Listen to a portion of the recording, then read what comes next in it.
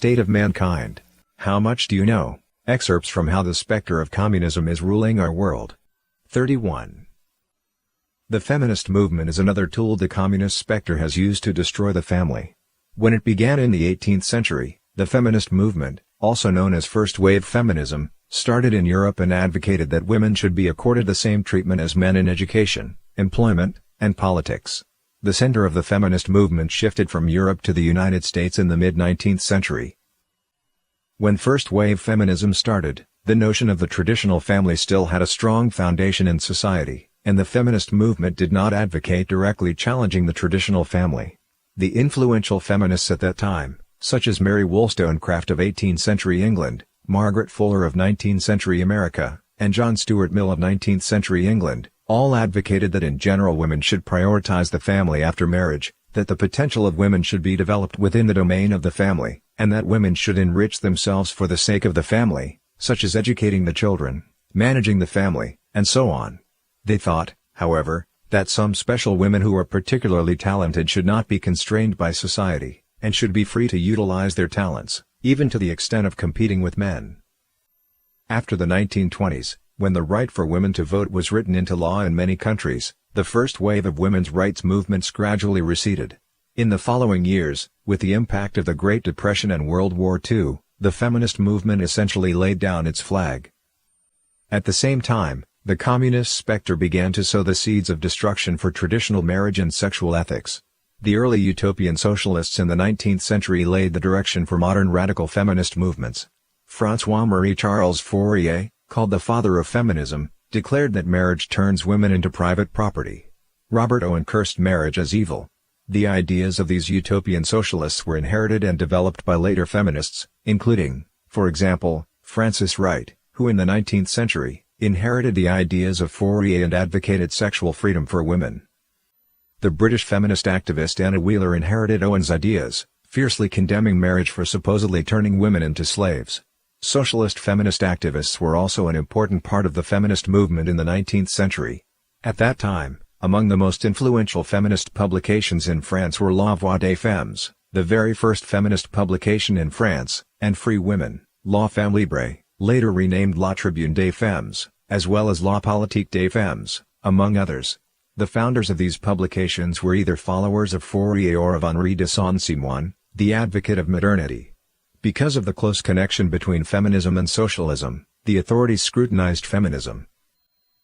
When the first wave of women's rights movements proceeded in full swing, the devil of communism also made arrangements to introduce a variety of radical thoughts to attack traditional concepts of family and marriage, paving the way for the more radical feminist movement that followed.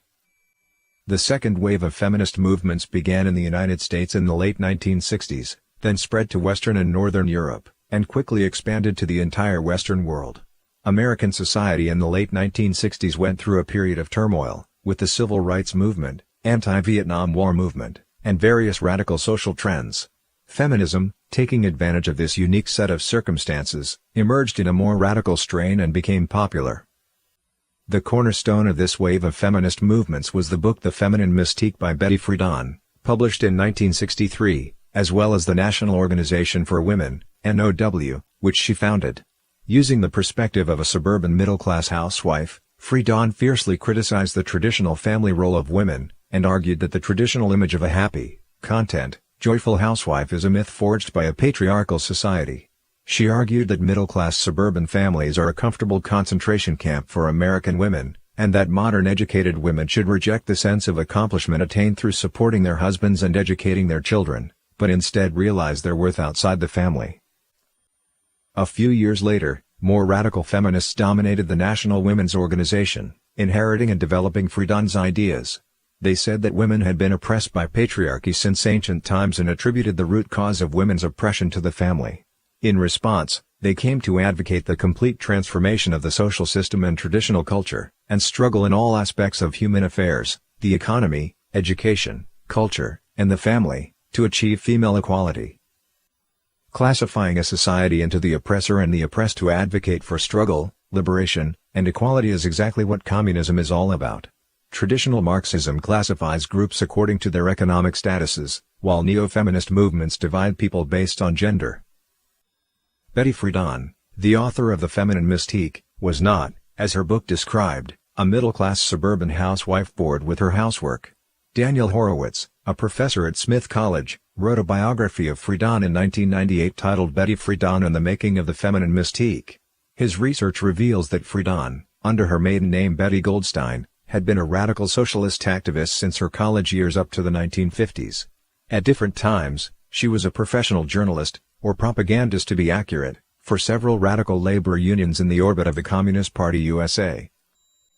David Horowitz, a former leftist and no relation to Daniel Horowitz, reviewed her published articles to understand the development of her views. She was a member of the Young Communist League while in UC Berkeley. Friedan even requested twice, at different times, to join the CPUSA. Judith Hennessy, her authorized biographer, also indicates she was a Marxist. Kate Weigand, an American scholar, points out in her book Red Feminism that feminism in fact did not stay quiet in the United States from the early 20th century to the 1960s. During that period, a large group of red feminist writers with communist backgrounds paved the way for the subsequent second-wave feminist movement. These include Susan Anthony, Eleanor Flex, Gerda Lerner, Eve Merriam, and the like. As early as 1946, Anthony applied the Marxist analytical method to draw an analogy between the white oppressing the black, and the male oppressing the female. However, due to the McCarthyism of the period, such writers no longer talked about their red background. In Europe, French writer Simone de Beauvoir's iconic work The Second Sex ushered in the craze for the second wave of feminism. De Beauvoir used to be a socialist. In 1941, together with communist philosopher Jean-Paul Sartre and other writers, she created Socialistes et Liberté, a French underground socialist organization. With the rise of her reputation for feminism in the 1960s, de Beauvoir declared that she no longer believed in socialism, and claimed that she was only a feminist. She said, "One is not born, but rather becomes, a woman." She advocated that though sex is determined by physiological characteristics, gender is a self-perceived psychological concept formed under the influence of human sociality.